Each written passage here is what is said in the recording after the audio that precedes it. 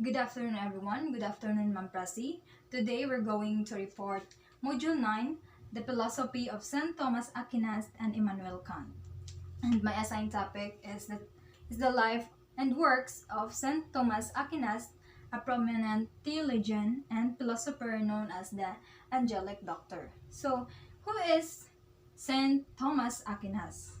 So, St. Thomas Aquinas was an Italian Dominican friar, priest, philosopher, and theologian who lived in the 13th century. Why St. Thomas Aquinas called as the Angelic Doctor? Anong gitawag siya o ganang Angelic Doctor? So, St. Thomas Aquinas is called the Angelic Doctor because of his exceptional piety, deep learning, and harmonious blend of heavenly wisdom and earthly knowledge. And his contribution to the Catholic Church and the world of philosophy and theology have had a lasting impact, and his legacy continues to inspire and guide scholar, theologians, and believers today. So, St. Thomas Aquinas was born in 1224 at Roccasecca near Aquino in Sicily. So, he was given the surname Aquinas due to his birthplace, which is Aquino in Sicily. At a young age, Thomas joined the Benedictine Abbey of Monte Cassino to study. Later, he moved to the University of Naples to complete his education. And it was at Naples where he encountered the teachings of Aristotle and Dominican order, which significantly influenced his intellectual development. Next is in 1244, Thomas joined the Dominican order, which was known for its commitment to education and preaching. So, St. Thomas Aquinas died on March 7, 1274 at Fossanova, Italy. And also, he was canonized as a saint on July 18, 1323. Canonized is na-declared siya as saint on July 18, 1323. So, by Pope John. So, St. Thomas Aquinas is renowned for his contributions to philosophy and theology, which are characterized by his integration of Aristotelian logic and Christian teachings. He is particularly known for his work on the metaphysics, the study of the existence of God. Thomas Aquinas' teachings on personality, creations, and providence are grounded in his understanding of God's existence and nature. So, St. Thomas Aquinas is responsible for his two major works, which are namely Summa Theologica and Summa Contrata Gentiles. So, the Summa Theologica is a comprehensive compendium of church teaching and intended for the laity. It is divided into three parts, which are the covering the existence of God, the nature of God, and the moral teaching of the church. And the next one is the Summa Contra Gentiles. So, this is a guidebook for missionaries who might engage in debates with non-Christians, particularly mga Muslims and Jews in the East. It is a systematic presentation of Christian teachings designed to provide a solid foundation for apologetic and evangelization. So, in addition of his theological and philosophical works, St. Thomas Aquinas also made significant contribution to liturgical music. He wrote some of the most beautiful Eucharistic hymns, which are still used in church services today. Next is St. Thomas Aquinas and the natural law. So, St. Thomas Aquinas, a prelate and influential philosopher, developed a profound theory on the natural law, emphasizing the intrinsic goodness of the man and the importance of doing good and avoiding evil. This his doctrine is rooted in the belief that every human being is molded in the image and likeness of God, naturally adheres to to this law. So what is natural law? According to Saint Thomas Aquinas, the natural law is a reflection daw sa eternal law in God creation. So it is a moral uh, law that is inherent in a human nature and is knowable by human reason. The natural law is based on the principle of doing good and avoiding evil. It is a participation in the eternal law by human beings who have reason and free will. So in order to explain the existence of eternal law, um, Aquinas gave a definition of all laws. So, first is, law is an ordinance of human reason promulgated by the one in charge of the society. Next is, ang law are dictated by reason at it is the reason or the intellect of the ruler that propels the creation of law. So, according to Aquinas, the purpose of law is for a well-ordered function of the community under the sovereign care. So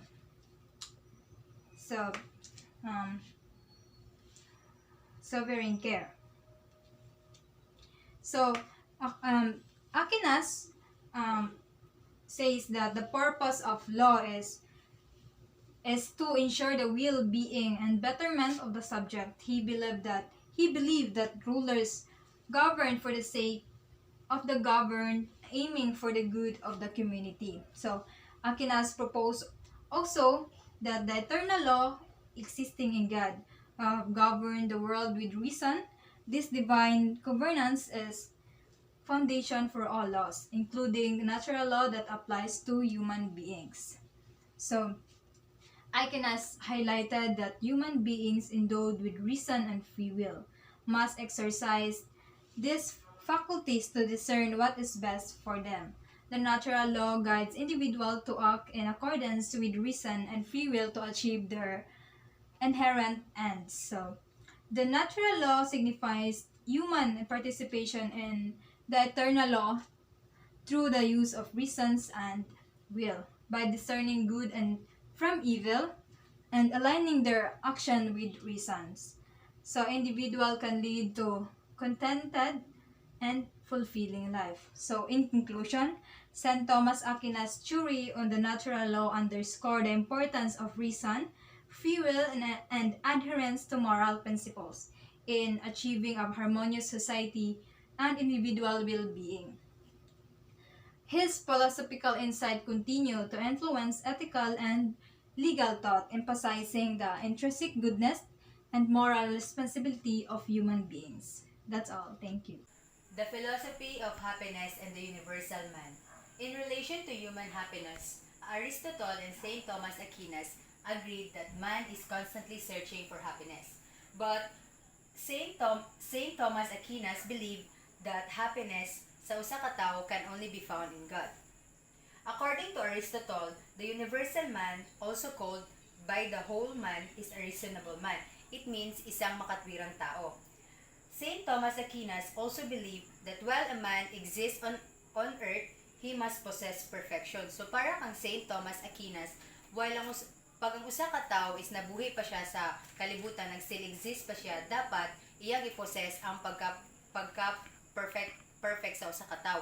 Like God, kay believe man niya nga ang tawo makakita ra kalipay sa Ginoo. So dapat para niya ang usa ka tawo is same sa Ginoo nga maayo o perfect. Then, despite the presence of material things, man is not perfectly happy. While man lives on earth, his happiness is mortal, finite, and perfect, but upon the attainment of the supreme purpose, man's happiness is divine, immortal, and perfect. Next is Immanuel Kant on man and duty. So, Immanuel Kant was a German philosopher that believed in the dignity of human reason, duty, goodwill, and the ends of human actions. But first, let us begin with the duty. So, duty simply means that it is anything that has to be done or omitted. Others believe that it is a moral obligation one has to do but within the framework of human freedom. So ang duty kay mo na siya angay buhaton sa usa ka tawo pero accompanied by human freedom. So ang usa ka tawo pwede dapat na siya specific nga buhaton pero accompanied or kauban gihapon ng iyang kalayaan as a person nga mubuhat anang butanga. So there are four kinds of duty. The first one is natural duty. These are moral duty of citizens to obey the laws of their state and God in relation to the eternal law. So, natural duty is moral obligation that a person has to do what is right regardless of any legal or contractual obligations. It is also known as a moral duty. So, natural duty is mo na siya ang butang nga buhaton sa usa ka tawo para niya mao nay saktong buhaton despite sa unsay mga legal nga law or mga batas bitaw nga iyang nga accompanied ana nga buhaton as long as para niya mo na saktong buhaton mao na iyang buhaton. For example, help someone in need even if they are not legally required to do so. Next duty is positive duty. An obligation to do an act on the part of the person on whom it is imposed. So kani nga duty siya is like for example, ang usa ka tawo ang profession niya kay doktor. So ang duty sa usa ka doktor kay motabang or mo-cure sa mga patients. So mo na siya positive duty like ang usa ka tawo unsa jud angay buhaton anang tawhana mo jud na iyang buhaton like murag unsa iyang obligation nga buhaton as a man. Mo na siya positive duty. Next is affirmative duty. These are things that adhere to moral obligation. So affirmative duties are duties those which require the performance of a certain act. For example, applying a business license. So if naa kay business, ang duty sa imong business usa mo operate is dapat mo comply pa kag mga requirements and such kanang business license para maka-operate ka. So mo na siya example sa affirmative duty. The last duty is negative duty. Moral obligation to avoid or refrain from doing something. So negative duty obliges a person to refrain from doing an act. So kanang ang pinaka-exact nga word na negative duty kay kanang prohibitions like mga things nga forbid us to do like kanang makita bitaw nimo sa usa kay for example sa kalsada na imo ingon no smoking. So kana imo ang duty is dapat sundon gyud na nimo kay nakabutang man na ana nga no smoking. And next is no carrying illegal firearms. So mga ingana mo na example sa negative duty. So Kant's philosophy revolved around the dignity of human reason. A man has a gift, a free will, kalayaan bilang isang tao. So, ang usa ka tao para kay Immanuel Kant kinaay freedom, naay free will. Kanapoy rason ang usa ka tao mo nang nag-exist siya mo na para kang Kant. And ang isang tao lang and a man is also the master of its destiny. So, ang usa ka tao ray makabuhat sa unsay iya ang kanang kapalaran kay mo na pagtuo ni Immanuel Kant. And man also have a free will to do good and should never hurt other people. God created all things as means and man is an end being, an instrument of God's divine plan. Man's primary duty is to make sure that God's divine plan of being like him is implemented but in accordance with his free will. That's all. Good evening everyone, my name is Kirko Samputon and my topic is all about Kant's philosophy of goodwill. In Kant's terms, a good will is a will whose decisions are wholly determined by moral demands or, as he often refers to do this by moral law. Human beings inevitably feel this law as a constraint in their natural desires, which is such laws as implied to human beings are imperatives and duties. So ang pasabot ani is nara ang kamayo sa tao kanang willingness nila nga magbuhat og maayo sa uban. For example, kana bang dili nakakailangan sultian o storyaan nga dapat ka magbuhat og ngani nga maayo Hi everyone, my name is Richard Cornell, and I'm gonna tackle about Immanuel Kant's categorical imperative, the golden rule. This philosophy of Immanuel Kant is a derivation of a golden rule mentioned in the Chinese classics. Do not do unto others what you want others to do unto you. In his case, he acted only on accordance with that maxim through which you can at the same time that will that become a universal law.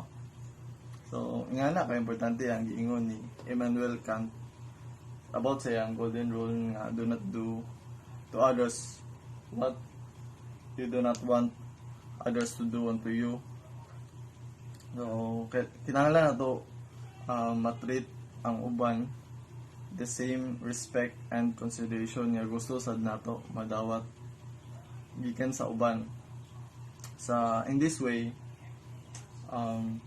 mapromote nato ang fairness and empathy gikan sa atong mga actions. So next is the kingdom of ends, dignity of human reason but also has a free will. So Immanuel Kant believed that the dignity of human reason but also of the free will.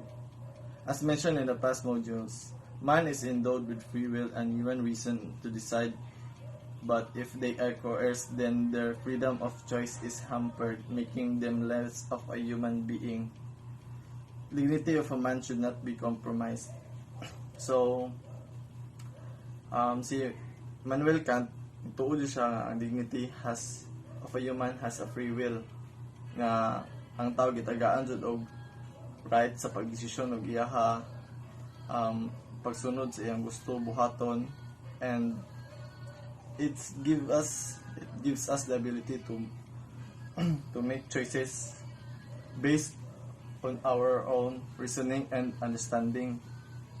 And the categorical imperative is a universal law that guides us to our actions regardless of our personal desires.